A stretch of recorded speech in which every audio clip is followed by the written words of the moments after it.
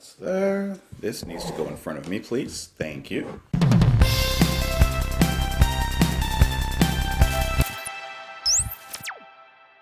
What's up, guys? Welcome back to the channel. My name is Justin, and today we are continuing our very, very slow album listen of Hounds of Love by Kate Bush. Today we are listening to the song The Big Sky. I don't know if it's just me, but anytime that any of my videos get to like past 300, I'm thinking, oh yeah, oh, I made it. Like, that's awesome.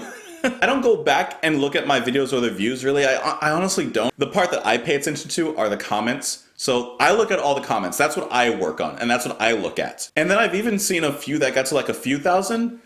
I don't know why. I don't know what I'm doing, but that's awesome. I think that's phenomenal. I didn't even expect that. You guys can join me on Twitter. You can join me in the comments down below. I want to know what you think of the songs, and of this song in particular. Let's get into it. This is Kate Bush with The Big Sky.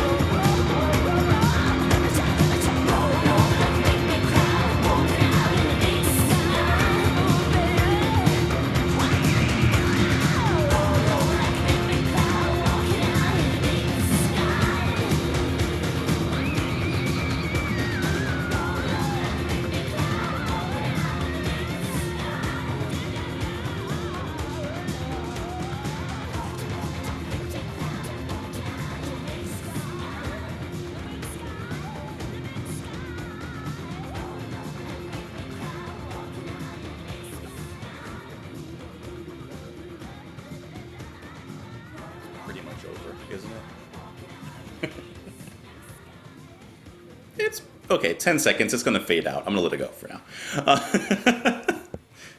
Okay, there we go.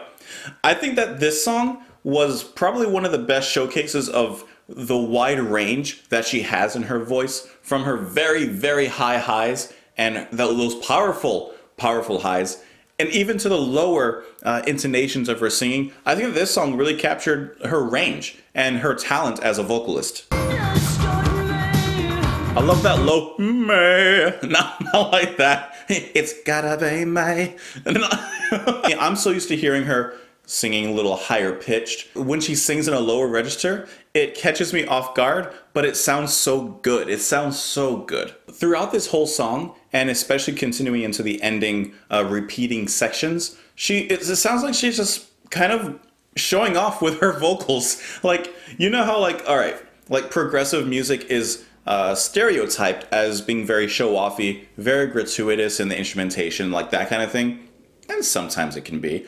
Like, I feel like this is like her solo. This is like her part where she like shows off her vocal talents, especially as it goes into the ending section, like I mentioned. She's very, very confident in what she does, and she's also very playful with it. You know, there's some types of highly technical music where you can tell that it's very serious. But there's the other side of highly technical capabilities in music where there's fun to be had. There's a lot of improvisation and just playing back and forth, especially in genres like jazz and progressive rock. Here, this sounds like the fun, just showing off part of her vocals. This is what it sounds like to me when I'm listening to this one. And she sets herself up to solo in that ending section because the chanting that goes on in the back, bum ba bum ba bum bum bum, or however it goes, how'd it go?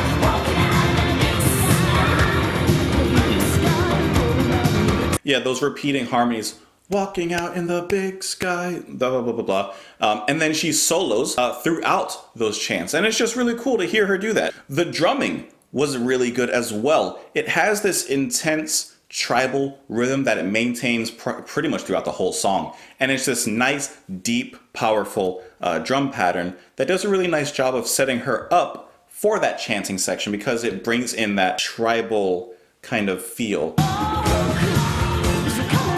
I like that. I like when the guitar and the piano are going ba-da-da-da-da-dum, ba-da-da-da-da-dum. They're just riffing off each other, and I love how it comes in on that part of the song. It just adds this nice momentum to the song already.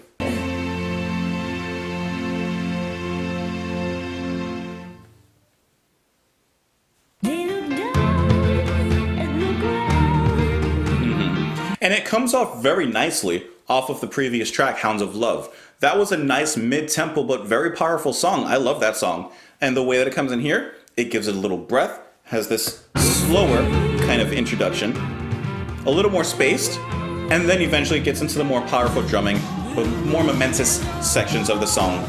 It says that this was the fourth and final single to be released from this album, Hounds of Love, and that this became a top 40 hit, peaking at number 37 in the UK singles chart. And if I look at the lyrics, they look down at the ground, missing, but I never go in now. I'm looking at the big sky, I'm looking at the big sky now, I'm looking at the big sky, you never understood me, you never really tried. She's describing clouds. That cloud looks like Ireland, come on, blow it a kiss now. And then in the next verse, this cloud says, Noah, come on, build me an ark, and if you're coming, jump. So as far as I can tell, the lyrics at least are literally talking about looking up into the sky, looking at different shapes, I guess using your imagination. I come back to this theme a lot, but I always think of childhood innocence, the imagination of youth, because in the first verse it says, they look down at the ground missing, but I never go in now. So everyone is so focused on what's going on in the ground, what's going on here, you know, in our lives, in our immediate lives on this planet, on Earth, in our immediate vicinity. We're so concerned with looking down with our own personal lives that we lose that childlike wonder. And sometimes we need to lift our head and look up into the sky and kind of remember those times, kind of let the clouds capture our imaginations. I mean, looking at the beauty in the smaller things like perhaps we used to when we were younger. The day-to-day life, the things you got to do, you got to make money, you got to support this, you got to do this. That sometimes you forget to, for lack of better words, slow down, smell the roses a little bit, kind of take a look at things around you. So I really like the message that she's promoting in the song, to take a step back from your life. We all have a busy life. We all have things we have to do, sometimes things that we stress out about, and we'll get to that. But every once in a while, we need to take our mind and just chill, bring it back a little bit, take a walk in the park, take a hike, take a walk outside, look at the sun. Don't actually look at the sun, but look to the left and the right of it and look at the clouds. You just got to appreciate life and the things surrounding life a little bit more. As for the song, if I'm being completely 100% honest, it's an okay song, but it's not one that I actually really liked that much. There's not really anything in this song that's overwhelmingly interesting, especially coming from Kate Bush. Like every other song that I've heard from her, I've loved. Like I would listen to them, playlist even. Like I really enjoyed them and they really captured me. This one, it sounds like it's a little bit too much. There's not a lot of space with the drumming and with all the instrumentation and the vocals. Here, it's just kind of firing off, which works to an extent, like listening through on the album, like coming off of Hounds of Love. Like I like it really in the first half especially, but it kind of, for me, it kind of goes on a little bit too long, and I kind of got bored after a while.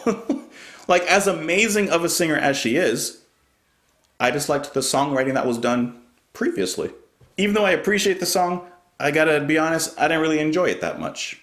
It's okay. It's okay. Guys, thank you so much for watching. Please let me know your thoughts on the song. Am I completely wrong and this is one of the best songs on the album?